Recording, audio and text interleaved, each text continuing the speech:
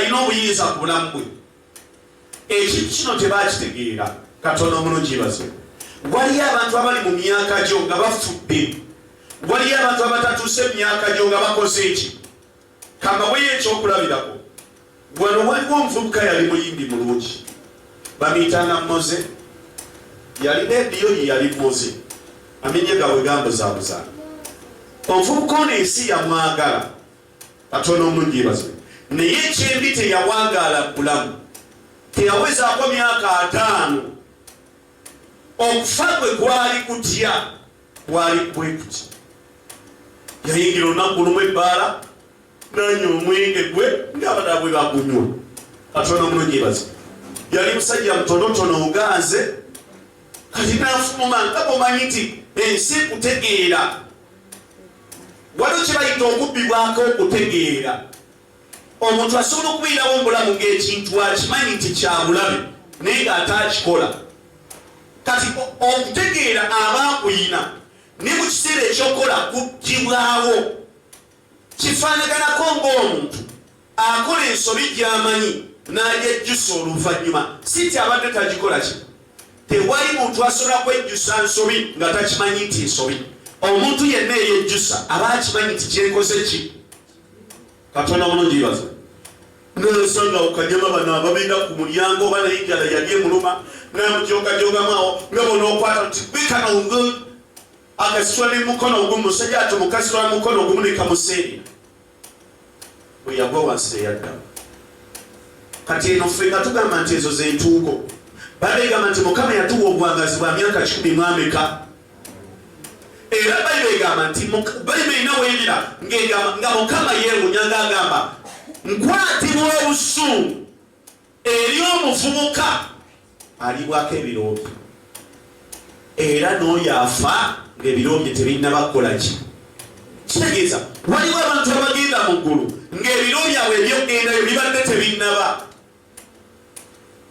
Sufulabayo eddamu ekugamba n'addamu n'akusomesa n'agamba nti beera mugezi gezi. Kati kyamunye okuwulira ekyali ng'ekigamba nti mbabadde amanyi obuyinza n'oki badde amanyi n'obuki okulinnya ku bisota okulinnya ku ki okunywa obuki ne mutakola ki. Kati nawe noyima haleluya Mukama yakimpa otwasimunya bw'oba okkiriza nti walokoka fe obutwa buno bunywe. Kati kitwala kutegeera common sense yo ekola kinene mu byoyogera. Bwe kennyini osobola okwekuba engwala tugenda kusanga ng'onywa obutwa nga bukukadula. Ng'ate ekyawandiikibwa kigamba bwe mulinywa obutwa temulikola ki. Butwa ki bwe yali ayogera. Kati kibayita okubikkulirwa kye kitubbibwako. N'osoma ekyawandiikibwa n'okisoma emirundi 9 naye nga tokitegedde. Abooluganda bali wano leero Sitaani tatubbako bintu bye tuyina ng'amamotoka. Nedda. Atubbako kubikkulirwa na kutegeera nti omuntu asobola okubeerawo mu nsi. Fekisambo kankwe ekyandikwa kimu kiri mu kubikkula essula ya 3 olunyiriro olusooka. Right now ogenda kuwulira ekyawandiikibwa kino nga engeri gye kyogeramu batono abasobola okutegeera amakulu gaakyo naye ng'ate bwe kyogera. Kagamba ng'ekintu kisoboka okubeera mu maaso go n'okikola emirundi gyonna naye nga tokitegedde. Okubikkulwa 3 olunyiriro olusooka liteekawo olubuzi. Okubikkulirwa 3 okutandikirawo.